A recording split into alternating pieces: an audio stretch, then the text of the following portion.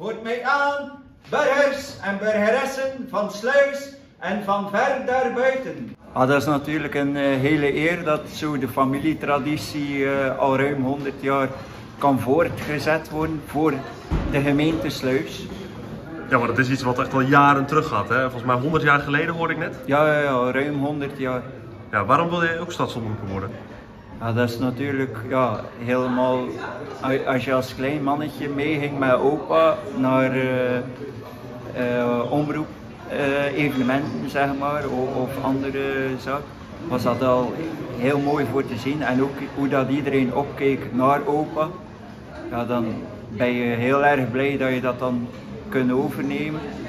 Dus in 2016 heb ik dan officieel de bel overgenomen van opa. De burgemeester zei net dat je het uithangbord van de gemeente Sluis nu bent. Hoe voelt dat als dat gezegd wordt? Maar dat is natuurlijk ook gelijk wat meer druk op de schouder, dat je zeker goed je best moet doen.